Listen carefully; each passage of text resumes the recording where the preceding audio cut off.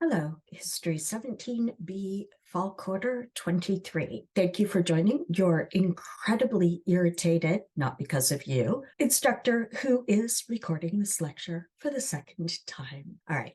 Scholars Barbara and Karen Fields have coined the term racecraft to indicate the process that transforms racism, something an aggressor does, into race, something the target is. Target and aggressor are important here, as racisms, plural, are constantly made and remade to suit specific historical contexts. The morphable nature of constructions of race and racisms is highly visible in the response of white Americans to Asian immigration. This, in turn, has had a deep impact on many different Asian American communities. Stanford law professor Bill Ong-Hing wrote in 1993 that policymakers, commentators, and experts appear to me to know little about or to misunderstand Asian American demographics. They seem not even to understand that there are multiple Asian American communities rather than some single monolithic one.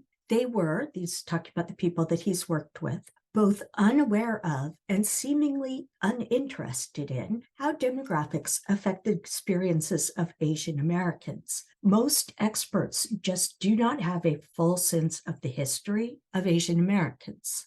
I will try to keep this in mind as I go through this in future lectures, but please don't hesitate to contact me if you think I've muffed it in parts or all, and this goes for any lecture. This particular lecture only covers Chinese immigration so far. Japanese immigrants started to arrive in the time period of this module, but there was not yet substantial resistance to them, and appreciable groups of Filipino and South Asian immigrants did not begin to arrive until the 1890s, so we will put them into the story when we get there. However, the pattern of recruitment for labor, followed by rejection and often violence, that we see early with the Chinese is something that we will see repeated with each group of immigrants from Asia. In the second part of this lecture here, I will be focusing on white American responses as these shape laws and policies at all levels, from the municipal or city government to U.S. national government.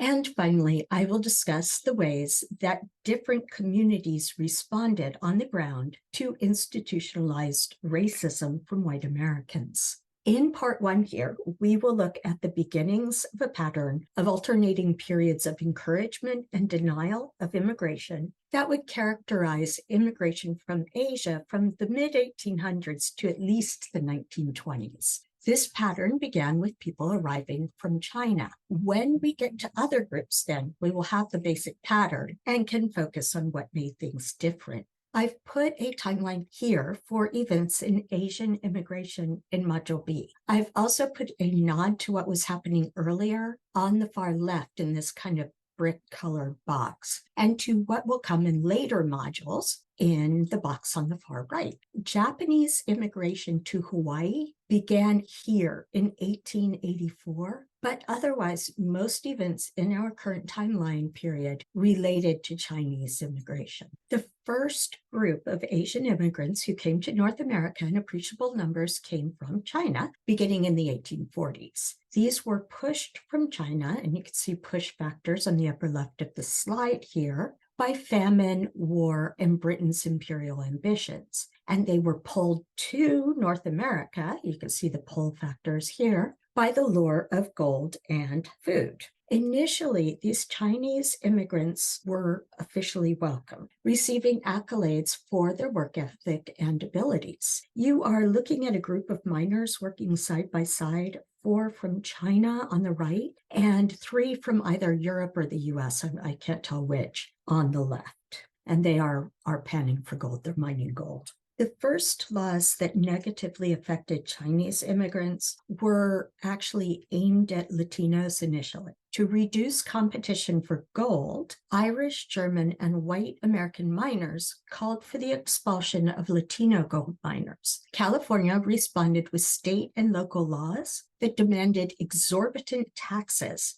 from anyone deemed not American, meaning not white. Latinos chose to leave rather than pay the ridiculous taxes. And I will say that the border with Mexico and the border with Canada were not barred in any sort of way at the time. It was easy to move back and forth across both southern and northern borders. With the departure of the Latino miners, the Chinese immigrants, who were lower in number, became ever more visible to resentful whites. New taxes directed towards foreign miners, but now specifically aimed at Chinese immigrants, cropped up in Oregon as well as California. San Francisco newspapers published vituperative, that means angry and cruel, anti-Chinese editorials, stoking the cycle of fear, anger, and rejection. Nevertheless, around 24,000 people migrated from China by 1853, and these were almost entirely young men. Chinese immigrants were not welcome for gold mining, which might make them independent and supposedly deprive white Americans of riches they felt they had a right to, but American employers did actually send agents to China to recruit Chinese labor for coal mining, laundry, domestic service, and especially building railroads. It is widely understood that without Chinese labor, the Transcontinental Railroad would not have existed until decades later than it actually did, if it had been finished at all. I've included this image because I think that we often picture laying tracks on flat ground. Those are the most common images, but railroad work involved reshaping the landscape, cutting and transporting wood for ties, those are the cross pieces, as well as trestles, and moving rails from the steel mills that made them in the East, not just hammering them into place. The wealthy men backing the railroads employed a lot of people, which meant that when the railroads were finished, a lot of people were out of jobs. Railroads being built eastwards from the West Coast, especially California, recruited both in China and among Chinese immigrants who had arrived to mine for gold but had been shut out. Chinese workers were highly sought for hard labor because they accepted dangerous jobs, did them well, and agreed to quite low wages compared to other groups, especially white laborers. And we'll come back to that later in this lecture. This image shows white workers setting the ties, those are the wooden cross pieces again, and laying the rails, and they'll nail those down. Those are the iron parts. This work was arduous, but far less dangerous than tasks assigned to Chinese laborers, which we'll see later in this lecture. The Central Pacific Railroad, that's the green one here coming from Sacramento, employed Chinese labor when their white workforce went on strike. Central Pacific employed 10,000 Chinese workers, representing 90% of its workforce during the building of the transcontinental railroads. The Northern Pacific, that's the red one up here, so not on the central transcontinental line, but a northern one, employed 15,000 Chinese workers, also representing the majority of their workforce. Employers loved Chinese laborers. White laborers did not share that enthusiasm, as they lost jobs, or believed that they did, to Chinese workers. With the completion of the first transcontinental railroad in 1869, Chinese labor became less indispensable to the big venture capitalists backing the scheme. Chinese labor was still used to make other railroad branches, but those who built the smaller railroads got grants of land and money from the U.S. government, which the big ones had as well, but the big ones really prioritized profits. The people building the smaller railroads, the branch railroads, could afford to drive harder bargains with labor and to indulge anti-Chinese white laborers by making life far more difficult for Chinese immigrants. The big railroads did continue to hire Chinese workers, but now mainly in the mining of coal. The trains burned coal to make the steam on which they ran. This will become important in the second part of this lecture. National laws placed more and more restrictions on legal Chinese immigration, relegating laborers to increasingly tenuous and dangerous position. You've seen this slide before. I'm just going to point out the proximity in time between the completion of the Transcontinental Railroad, 1869 in this green box, and the first national law limiting opportunity for Chinese immigrants in 1870. In 1870, people of Chinese origin were denied the right to become naturalized citizens of the U.S. at all. I'm going to remind you of the 14th Amendment and birthright citizenship here. It will come up in a future lecture. The wording here was not no Chinese, but by omission, not unlike women from the 15th Amendment. What you are looking at on this slide is the Nationality Act of 1790, so way before our class. But you will notice that it only sets up parameters of naturalization for white persons, whatever that is interpreted as being. The Naturalization Act of 1870 was an amendment to naturalization law already established. It was mainly concerned with dealing with all types of dishonest ways that someone could attain citizenship, like impersonating someone else or forging documents. But the very last section of the 1870 Act extended naturalization to Black people. Seems like it basically just catches the law up to the 14th Amendment, right? But just as sex as a protected category was quite deliberately left out of the 15th Amendment, people from Asia were quite deliberately omitted here. In 1875, the U.S. Congress passed the Page Law. Supposedly, this legislation aimed to prevent the importation of women for immoral purposes. So supposedly, it was to help people sold into sex slavery. In reality, all Chinese women were assumed to be prostitutes by American immigration officials. Wives were permitted to join male merchants, teachers, and students, but they had to supply incontrovertible evidence that they were married. And that process could take years. It wasn't a matter of having a marriage certificate. It was a matter of answering questions like, what did you and your husband have at your wedding dinner? You're wearing a bracelet. Did your husband give it to you? Exactly when did he give it to you? The Page Law effectively left Chinese laborers without families that included women and skewed sex ratios to almost totally male. By this time, anti-Chinese sentiment had spread beyond the West to states like Alabama, Ohio, West Virginia, and Wisconsin, well in advance of appreciable numbers of actual Chinese people. The U.S. Congress responded to nationwide anti-Chinese prejudice with the Chinese Exclusion Act of 1882, which did exactly what it sounds like. It banned legal Chinese immigration for a period of 10 years, and it was actually renewed after that, so it lasted much longer. This is a newspaper headline from the time, and I'm just going to read it and then comment on it. The Democratic Chinese Exclusion Bill has been signed by our Democratic president, and then it says, hip, hip, hurrah. The white man is on top, literally says that. Let every Democrat and all other good citizens turn out and ratify this democratic measure. They clearly had a different definition of democratic than I have now. I will point out here that making immigration illegal does not stop people in desperate situations from entering the country, but it does make their lives more difficult.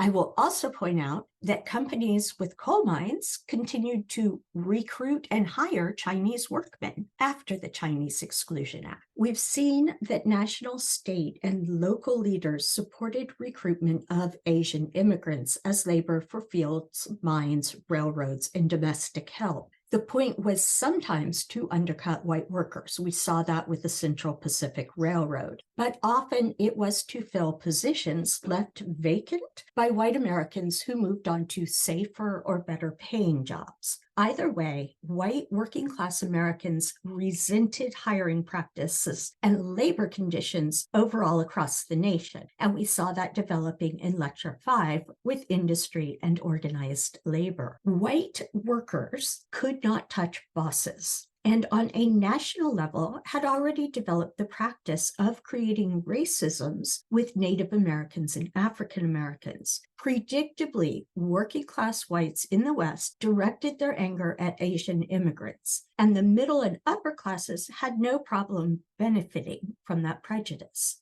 Once the labor of any particular group of immigrants from Asia could be replaced or was no longer needed, then the national government would step in to supposedly prevent immigration of particular Asian groups in response to popular white angst and prejudice. Employers could use the government to increase or decrease the Chinese labor force with immigration laws, and to make certain that only able-bodied men were permitted to enter the country, and that they could be deported as soon as they became too expensive to feed and house, cutting into profits. These are the railroad tycoons who profited from the system, at least the ones on the West Coast. One image only has 4, but it shows the name of this fellow we see at the center here, and we will see in a later lecture. That would be Leland Stanford. And yes, Stanford University is named for him. Employers took advantage of the realities that Chinese workers often arrived not speaking English, had no family to support them, and did not know the country, combined with issues making it extremely difficult to return to China. Employers used that to give Chinese workers the most dangerous and labor-intensive work. As an example, if you think about railroad tunnels of the 19th century, there was no large earth-moving equipment of any kind. Mountains were blasted with dynamite, and then the resulting boulders, these big old boulders here, were broken down and removed by hand before the blasting process was repeated deeper into the mountain. No sophisticated explosives or igniting mechanisms, but placing dynamite sticks, like in a cartoon, by hand and lighting the fuses and hoping that your company could get you out of there, or you could run out of there in time. This is a sort of dangerous and backbreaking work that I'm talking about. Jobs that white workers would only take if they were starving, and they were sometimes. Since Chinese workers could not live with families, it was easier for employers to move these men quickly from camp to camp. And you can see that with the tents here. White laborers tended to settle in towns, and they built houses, and they had their families with them. While employers had no intention of giving up their cheap, expendable Chinese labor, they also did nothing to lessen the resentment of white workers who felt that they lost out on safer work because they asked for higher wages. Violence against Chinese workers was not uncommon, and eventually it led to the Rock Creek Massacre. Steam engines ran on coal, and coal was, at the time, the fuel of choice in factories and home furnaces. Coal was the main reason that the railroad followed the route it did across southern Wyoming, this little blip upwards here. Remember that we talked about the ways in which industrial capitalists controlled multiple levels of production, as well as different sources of production. Union Pacific trains ran on coal from rich Union Pacific coal mines in Carbon, Wyoming, near Medicine Bow, in Rock Springs, and in Almy, near Evanston. Those are all within this South Wyoming box here. Once the railroads were built, that labor could be transferred into coal mines. Coal mining was not, and is not for that matter, for the faint of heart. On the upper right is a pit pony pulling a load of coal. The men digging are using pickaxes further back in the tunnel, often without enough room to stand. Initially, most of the miners at the Rock Springs location were white. When Union Pacific felt that profits were not high enough, the railroad saved money by cutting the miners' pay. But that wasn't enough. Then, on top of that, to keep profits higher, the miners and their families were required to shop for food, clothes, and tools. They had to buy their tools with their own money. They were not provided by Union Pacific. They were only allowed to buy these things at the company's stores, where the prices were kept high. There were strikes about wage cuts and more strikes about having to shop at company stores. After one strike in 1871, the company fired the strikers and brought in Scandinavian miners ready to work for less and follow the rules. Those eventually were classed as white men, although they weren't at first. In 1875, after another strike, the company brought in additional Chinese miners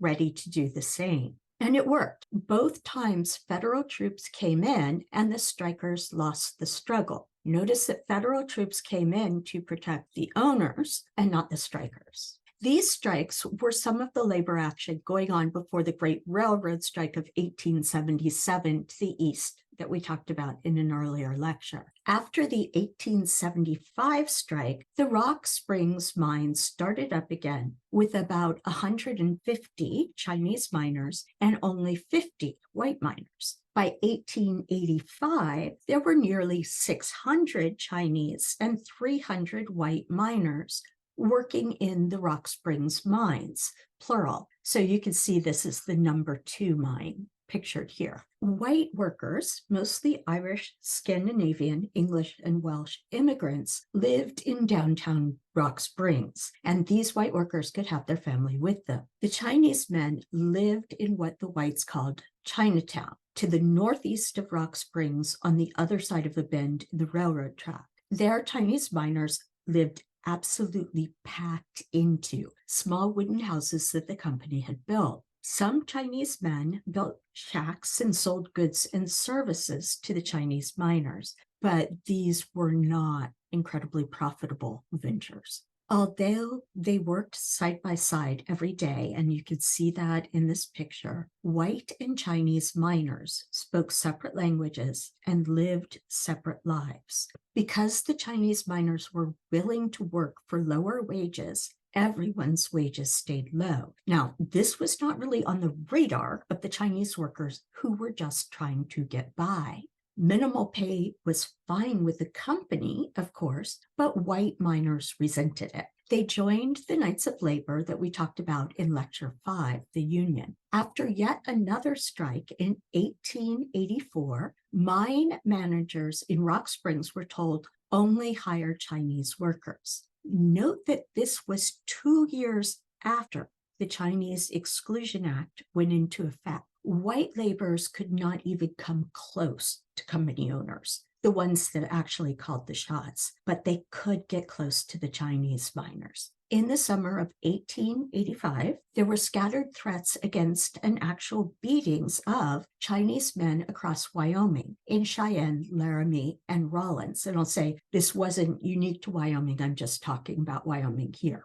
Threatening posters turned up in the railroad towns, warning the Chinese to leave Wyoming territory or else. Of course, these were in English, which vanishingly few of the Chinese laborers could read, and they were in towns that were off limits to them anyway. These warnings were meant for company officials, and company officials ignored them, as well as direct warnings from the Union. On the morning of September 2nd, 1885, a fight broke out between white and Chinese miners in the number 6 mine in Rock Springs. The white men killed a Chinese miner by using their mining picks on his skull. Another Chinese man was badly beaten. Finally, a foreman arrived and told the miners to get back to work. But instead of going back to work, the white miners went home and fetched guns, hatchets, knives, and clubs. Miners from other mines began to join them. Shortly after noon, between 100 and 150 armed white men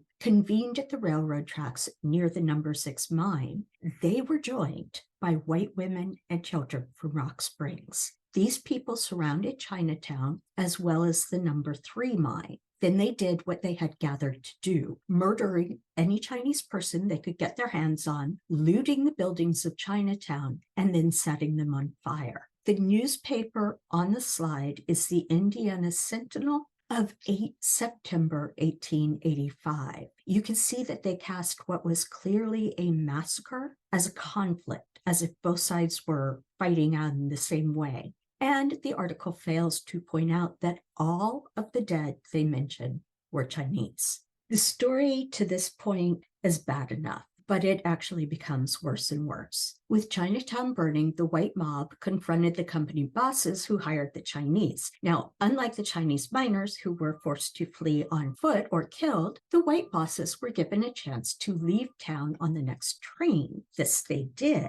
In Cheyenne, territorial governor, remember Wyoming was a territory and not a state at this point. Territorial Governor Francis E. Warren notified Union Pacific officials who took a special train from company headquarters in Omaha, Nebraska, picked up Warren and went on to Rock Springs. There, the governor and bigwigs started negotiations with white miners, who eventually cooled down some in the presence of political and business leaders who had already sent telegrams to then-President Grover Cleveland and to the U.S. Army officials requesting troops. Meanwhile, west of Rock Springs, striking white miners at Almy warned the Chinese laborers that if they dared to go to work, they would not leave the mines alive. And this time it was not written in English on signs, it was made very clear. Troops arrived at Rock Springs about that time, and some of these troops escorted Chinese men from their camp at Almy to the relative safety of a much larger Chinatown in the nearby municipality of Evanston.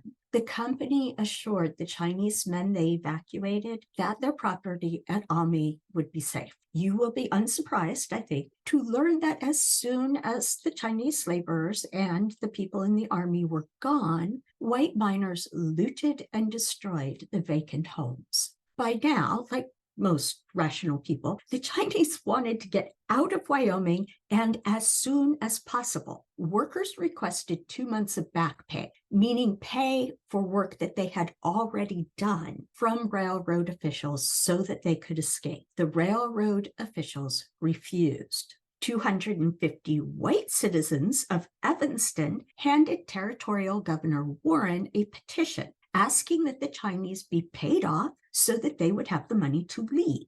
The governor refused to do anything. This was a matter between the company and its workers, Warren said. None of his business. More troops arrived in Rock Springs and Evanston. Those are U.S. Army troops. The article that I'm showing you here is from the Las Vegas Daily Gazette. I am including it as a rare example of news coverage sympathetic to the Chinese who had been murdered and displaced. I try to avoid sharing racist and xenophobic cartoons of the era because they are horrible, and at a certain point they don't add anything. In this case, though, before I tell you the last part of the Rock Springs massacre story, I want to show you what the news coverage in much of the country looked like. You would not get the idea of what actually happened from what's on the screen. Eventually, the Union Pacific officials gathered about 600 surviving Chinese men in Evanston.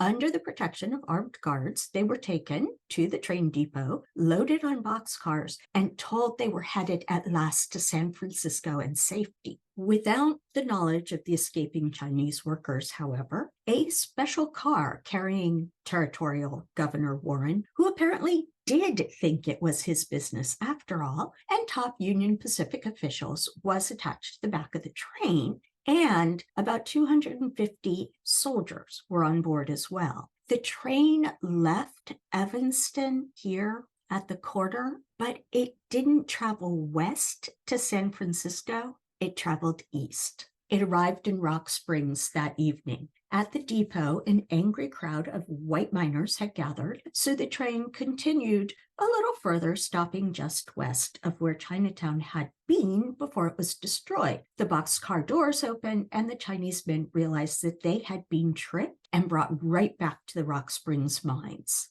For obvious reasons, the Chinese miners really did not want to go back to work. Again, they asked for their back pay, and again, they were refused pay or passage on the railway to safety by company officials. Finally, the company store refused to sell food or anything else to the Chinese who were not working and threatened to evict them from their temporary boxcar homes. Faced with starvation and little chance of escape, most returned to work in the coal mines. Those were protected by soldiers who stayed stationed there, U.S. Army soldiers. But those soldiers were protecting the profits of the company and not the well-being of the miners, the Chinese miners. About 60 of the Chinese miners refused to work and left Rock Springs on foot. I would like to bring up again the idea white Americans had of a free contract negotiated between employers and employees.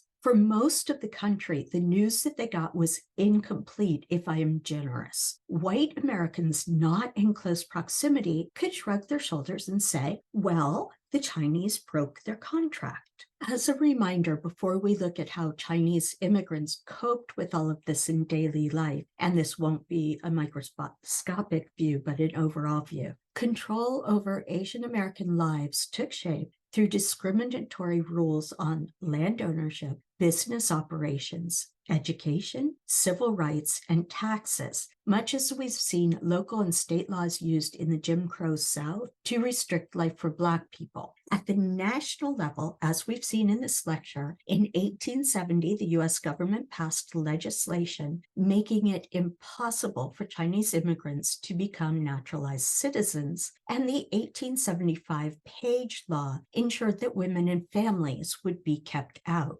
Employers recruited young men in China and brought them to California and Oregon, knowing that state and local statutes would prevent incoming Chinese laborers from owning land, establishing businesses, or taking higher paid forms of employment. All of this meant that up to the Chinese Exclusion Act of 1882, of the close to 40,000 Chinese immigrants to the continental U.S., only 116 were women. Initially, when young Chinese men came to the United States, they planned to return home to family, either their natal, their birth family, or their marital family, with money to help out. We know that gold mining turned out to be a losing proposition for pretty much all individual miners, and prospects for Chinese gold miners became even more dismal when they were subjected to absurdly high taxes. Because of the severity of the push factors, the conditions in late Qing dynasty China, most of these men accepted employment either mining for corporations or working on railroads. Once work on railroads and in mines started to dry up, many of the laborers who could went to California to settle or find work, as other states began to pass even more strict laws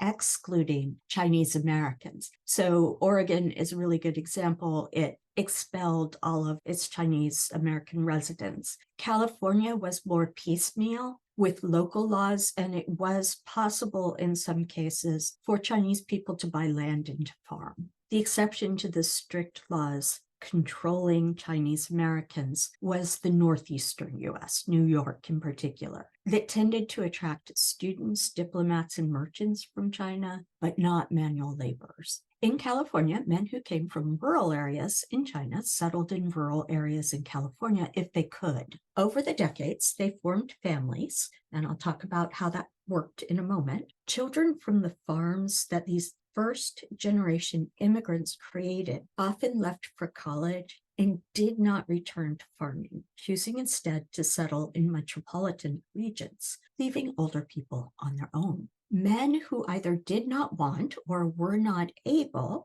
to create farmsteads, and men pushed out of small towns, moved to urban areas like LA and San Francisco looking for work. Landlords generally refused to rent to Chinese Americans, and realtors would not sell to them. This meant that Chinese men settled together in enclaves, or so-called Chinatowns. The images here are from San Francisco, which served as the regular port of entry for Chinese immigrants from the 1830s on.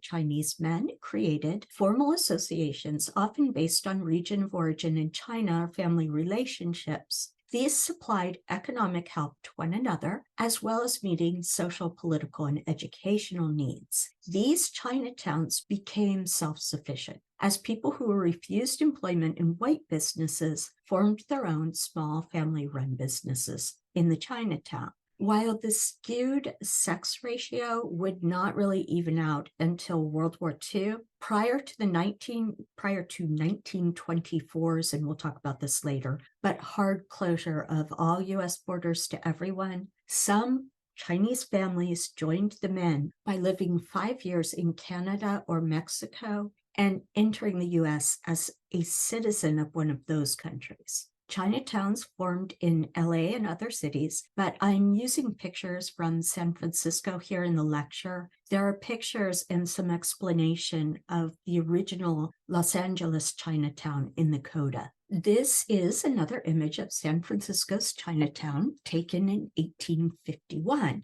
When we talk about Western cities in the 19th century, they were not like New York or London. It's often not easy to see, as here, the cities that they would become. This looks like a tiny town, and it's not just because it's Chinatown. Most of San Francisco, you can see open hills with nothing built on them here. I will add here one last bit of American anti-Chinese legislation at the national level. The 1888 Scott Act prohibited the entry of all Chinese laborers, including those who had left the U.S. temporarily with valid return permits. Those who were visiting a family in China when the law was passed were prevented from returning, even if they had gone through the process of applying for and receiving explicit permission to return before they left. Key points for Lecture 6. Immigration from regions of Asia to the U.S. followed a repeating pattern in which incomers were initially welcomed for their labor, but then subject to extreme racial prejudice.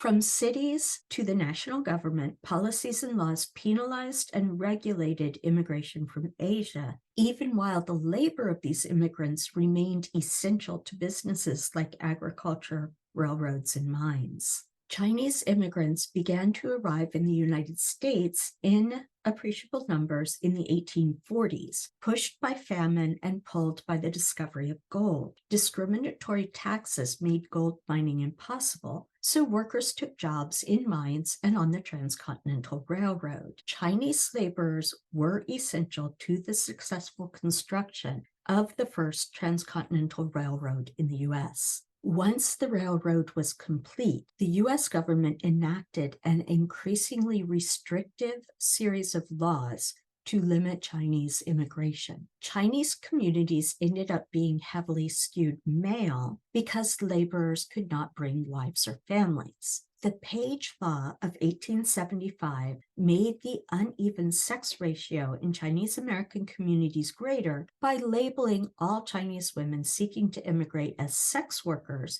and requiring prospective female immigrants to provide definitive proof that they were not sex workers. The Chinese Exclusion Law of 1882 made immigration from China illegal, noting that illegal and impossible are not the same thing.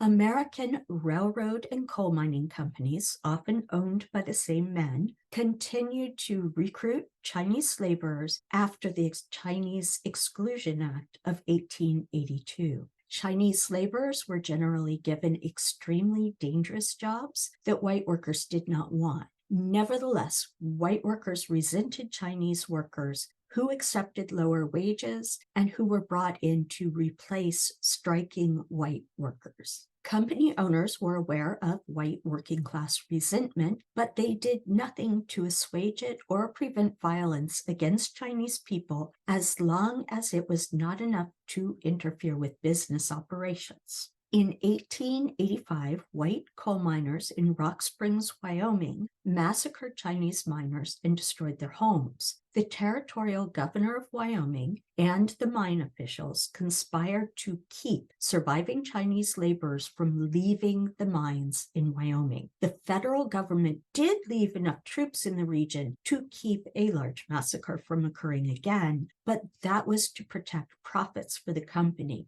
and not to protect the well-being of the laborers. Once jobs on the railroad and in mines dried up, Chinese and Chinese American people headed to California. Some were able to find land and farm, but many settled in cities like San Francisco and Los Angeles. Because of racist rental and hiring laws that prevented them from living or working in white areas, Chinese and Chinese American people settled in enclaves called Chinatowns, where they built their own homes, businesses, and community. The Los Angeles Chinatown was begun in 1852 and was well formed by 1870. In 1931, the Supreme Court approved the destruction of Chinatown in order to build Union Station. And indeed, Union Station sits on top of the site that used to be Old Chinatown. After that, Chinatown was rebuilt in the location it holds now, not in its original location. The photos in the coda here are from the original Chinatown. They were all taken in 1900. So a couple of decades after the time period of Module B,